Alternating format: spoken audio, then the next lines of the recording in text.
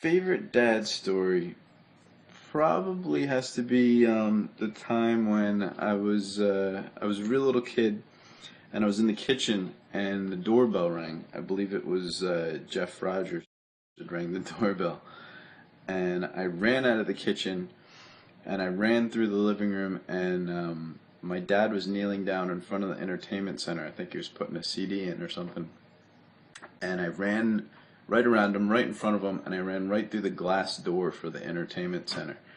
And the glass just exploded. There was glass everywhere. And if I remember correctly, he said something along the lines of, "Are you okay?" directly followed by, "You better keep running." So I just kept running. But that's probably my favorite dad story to tell. So I've told that one to a lot of people. So happy birthday, Dad. Love you. I appreciate most about Doug Bills is that whenever we are in Family Bible Hour, I will always know that he will bring the most creative songs in the mornings at 11 o'clock because that's how great he is. And yeah. My favorite thing about Grandpa Doug is that he gets us milkshakes and french fries and brings us to restaurants. And does crafts. Okay, so happy birthday, Norman. My funny story, there's so many. If me and Greg spent today reminiscing funny Darby stories, we could do it all day. But I always know I'm in trouble when you come up to me and say, "So I had this idea." And I'm like, okay. But my all-time favorite moment was when, right around Christmas time, when you said you had this great idea that we were going to do a story throughout the Christmas Eve service, and it was going to end and culminate in a dragon that like came out of the sound room. Yeah, the dragon was going to come out of the sound room down into the place, and then we were going to sing the song, the Baby Jesus song. That's all instrumental. Right.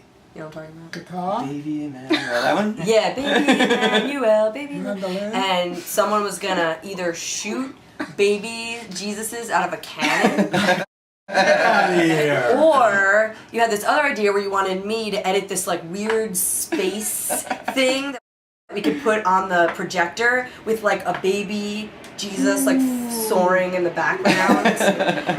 And I think you were dead serious about that part. So I was like, okay, and then I hoped you forgot, and then you did. So that's my funny story. Why didn't we do that? I don't know. That was it. Revelation Christmas. Yeah. What do you have to say? Do I have a Say happy birthday. Say happy birthday. Say happy birthday to Doug Bills. Happy birthday, Joseph!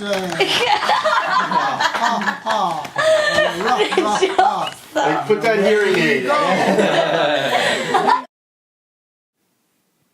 What's up, Uncle Doug?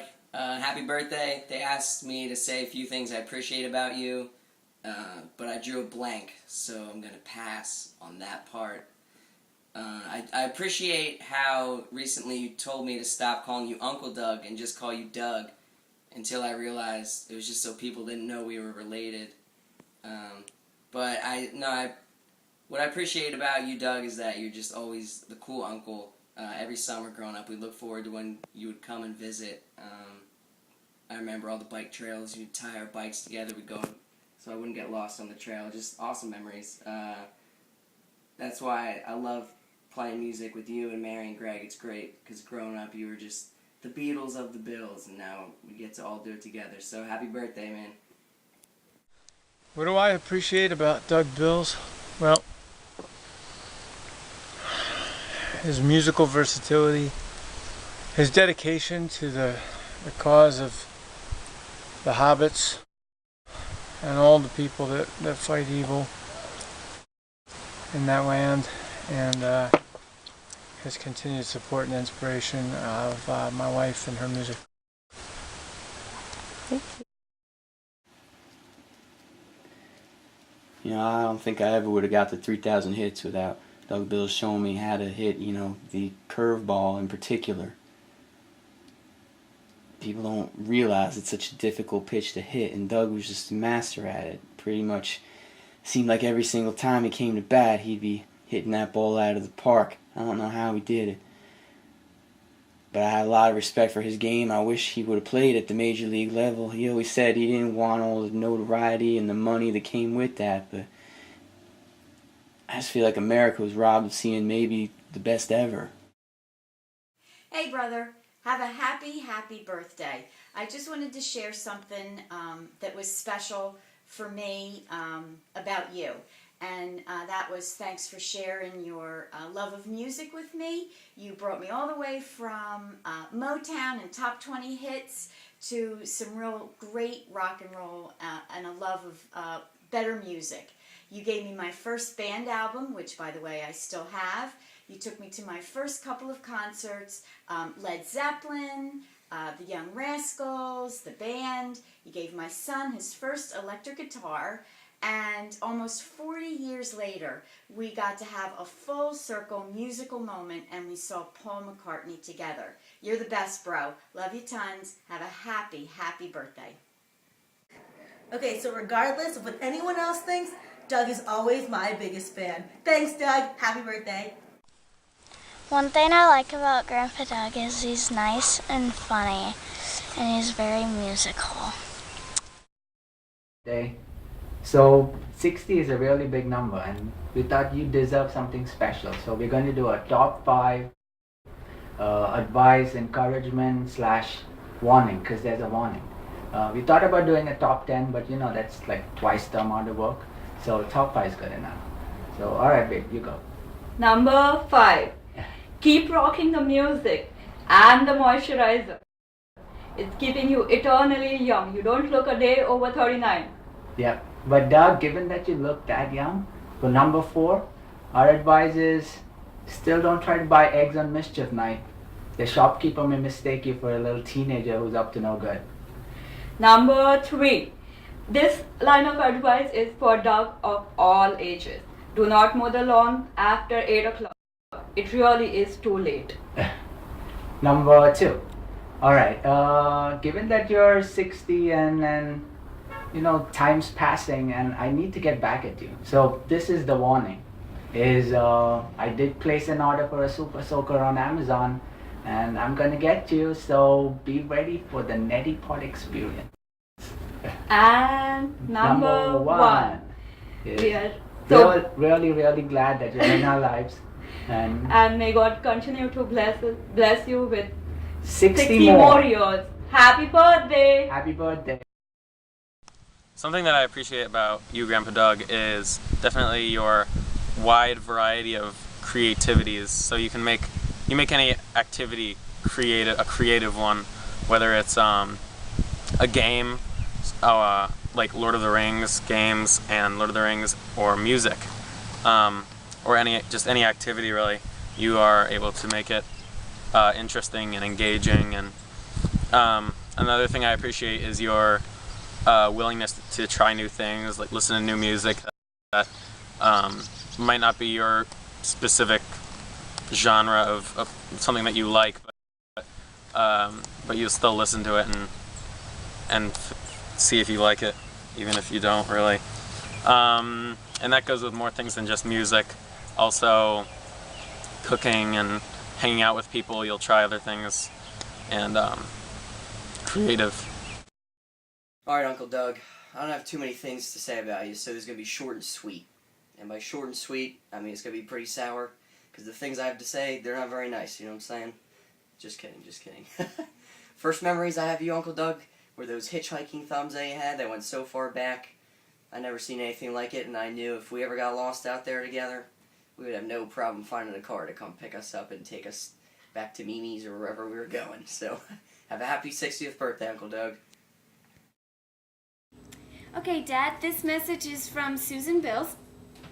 She had said that she appreciates many things about you, and she appreciates that you're brave enough to turn 60 before the rest of us, and she appreciates that you like her son's band, Grenade Jumper, and she wants you to check out Grenade Jumper's summer tour on Facebook.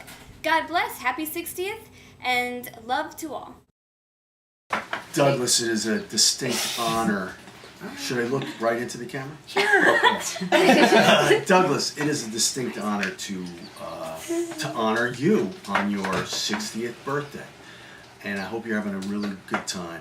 I have two stories. One happened many years ago in the praise team. You were playing the red, I think Richie calls it the Christmas bass. Anyway, that got lost. That you lost? No, Richie lost it. Anyway, you were playing and we were playing it. It was during the time period when there were a lot of problems with the sound equipment. You may recall. Some Sundays the subwoofer didn't work. Other Sundays, you know, we're getting feedback from the main speaker. This main speaker was going out. The lapel mic wouldn't work. As you remember, it was very, very frustrating. Anyway, that was the dog.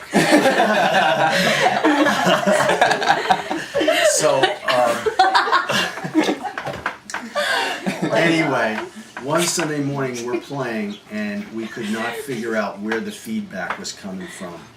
And I think you reached your limit. It was as if, you know, you just could not take it any longer.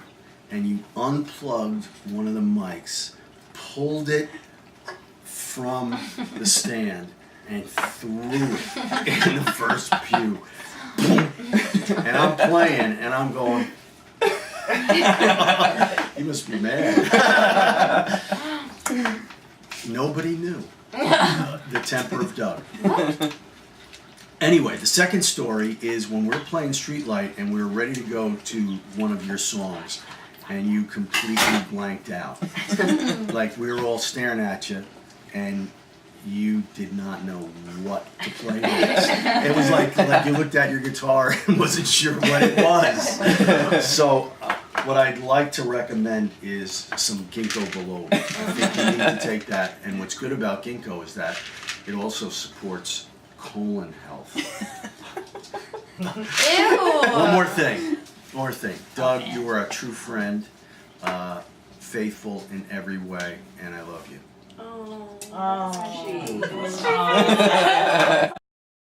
So the thing that I appreciate the most about you, Dad, is you're like totally zen. You are really good at being present with people when you're with them, unlike me, because I'm always just like, yeah, oh, okay, cool, yeah. But you actually like listen to people. You know how to play with people. Like nobody has that gift, and I think of like all the gifts that God gives, that's like one of the best ones is to be able to play with people and to be able to be present with them because you're like amazingly good at that. You're not like running around trying to like clean up your apartment. You're actually like there and able to hang out with us. And like I remember one time you came and visited when Rhiannon was 3 and you sat there and changed guitar strings with him for like 3 hours. And you were playing like some little game or something. I don't really know what it was you were doing, but you guys were just like having fun, like talking about the strings, making little people out of them. And it took you a really long time to change the strings, but you guys had so much fun. And then also I remember one time when I was at college, I hadn't heard from you in a while. It was my first year at college, and you finally wrote me this letter after I hadn't heard anything from you for a while, and it was like 5 pages long, and it was all a story about these 2 coins that got lost in the lining of my jacket pocket, which you had found lying around somewhere. And it was the story of how you were trying to like get these coins that were in the lining of the jacket and how long it took you, and like they all took on these personalities, and it was really weird, but it was really amazing and metaphorical, and I think sometimes people think like, why don't you communicate more regularly, or why don't you act more normal? But it's not that you're not like thinking of people, it's that you think like a lot about them, and sometimes there's just too many things, and because I'm like this too, there's just too many things in our heads to put down in like a normal conversation or a normal like piece of writing, like hi, how are you? So we have to like let them all kind of like build up until we can put something, give them some kind of response that really like can come close to approaching like how we feel, because sometimes I think the way that we feel is more than what the words can say. So that's something that I really appreciate about you. Oh wait, one more thing. That you somehow find all of like the best music in bands like Modest Yahoo and Sufjan Stevens, like that end up being my very favorite. I don't know how you do that, but you always find like my favorite music before I find it, and it's kind of maddening because I like to think that I'm like good at finding the good new stuff, but really you're better at it. So yeah, I appreciate that too.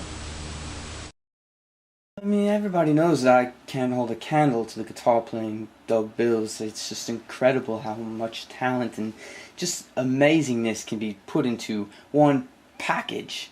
How could any one human play the way he plays? I feel like a caveman when I play next to him. In the future, they'll have to invent something else for him. A 7, 8, 9, 10, maybe 11 string guitar just to contain all his talent. It's just there's not enough room in 6 strings. Hi, Doug. As the oldest of the Bills family cousins, by far I might add, you were the one we always looked up to and followed as our leader. But really, Doug, do you think this through? 60? Are you kidding me? Was this necessary? Still, I owe you an awful lot. After all, you were the guy who, when I was still young and impressionable, turned me on to, are the kids watching this? Hands over ears, kids. Sky King. Happy birthday, Doug.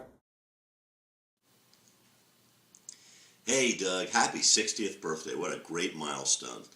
I thought it was such a great idea when Mary asked us to tell a short story about a special moment with you to compile for this video. And I want to just be totally spontaneous with this and come up with a moment that we shared over the years. So just give me a minute to think of something. I'm sure there's a myriad of moments that I'll be able to choose from.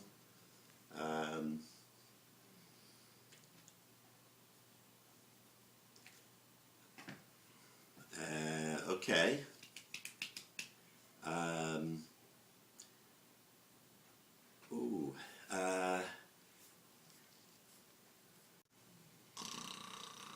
Andy, wake up.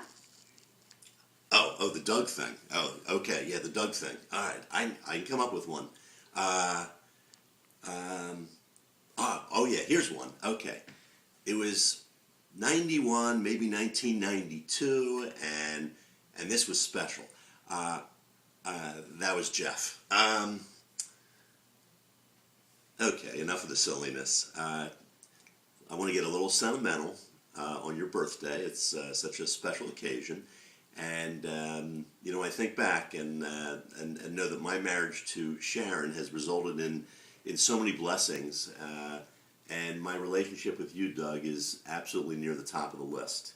And I want to take this opportunity to thank you for being an amazing bro-in-law. And I look forward to many more years of sharing stories and creating more memories together. And to think that our relationship has flourished despite a fundamental difference in our DNA. Yes, I am a John guy and you're a Paul guy, despite the fact that we both know John was the leader of the band. But, we'll continue to be friends forever despite that difference. So, love you. Happy birthday, Dad! Happy birthday. So, one of my favorite things about Dad is his incredible sense of fashion and style. He's always, I thought, been like a visionary, right? Wouldn't you say that? I mean, you know a couple things about style, maybe even more than I do. Maybe. But Dad, I don't know, has always been like incredible with this kind of stuff and the way he dresses and the way things that he just communicates, through that. And what a lot of people don't realize is that he's been doing this since he was very, very young. This is a talent that surfaced very early on. As evidence in some of these pictures here. Here's the first one, for example. I mean, what do you think, Jen? He's so cute. The little teal hat and matching jacket. And can't forget The teal and white checkered pants. Is that what it is, teal? Teal. Some people might say that too much teal is a bad thing, but He pulls it off. right? I mean, it's not what you would expect, and I think it works. Here's another example. I mean, look at that. There's so much that could be said around here. I mean, at a very young age already, you can see that he understands that the vertical stripes of the suspenders are slimming at a time when he's having some problems with his weight. Also, one other thing that I noticed is that, you know, at this age, I mean, he's got the suspenders, the little cap, he's got the pants pretty much up to his chest. I mean, this is a look that takes most men 80, 90 years to achieve. You're so funny. And he had that, look at how young he is, already there, He's adorable. right? This is my favorite. Yeah, this is a good one. See, the great thing about Dad and the way he dresses is that it's like, you know, it's just exciting. It's like you never know if it's a regular day or is it Halloween, you know? I mean, it could go either way. What is this? He's in a secret society or something? Like, where do people get clothes like this? He finds them. It's great. And on the beach, nonetheless. Yeah, building a boardwalk. Not a piece of sawdust on him. This one says it all to me too, right? Sunday's best. Sunday's best, right? Most little kids, they go to ride a bike, what are they gonna wear? Shorts and a t-shirt, jeans, something like that? Nuh-uh. To the nines for riding a bike. And you know what? There's power in dressing like that because you know what? Look, he can ride right down the middle of the street. No car's gonna mess with him. Not wearing something like that.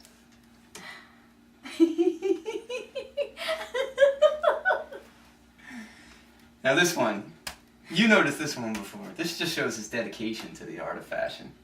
I mean, who else would go to such lengths to look so good? To where you would have a winter coat with some kind of wolf skin or something on the collar, hat, you know, over the ears, and shorts. I mean, there's no other explanation for that. You know what? He does not care about comfort. There's only two explanations here. Either he's way too hot or he's way too cold for this situation. But you know what? It doesn't matter because he looks good. And Dad, you always look good. So happy birthday. Happy birthday. All I have to Wait. say. Go ahead. All I have to say is take a little time to think about it. Take a little time to work it out. Hey, hey, Jesus.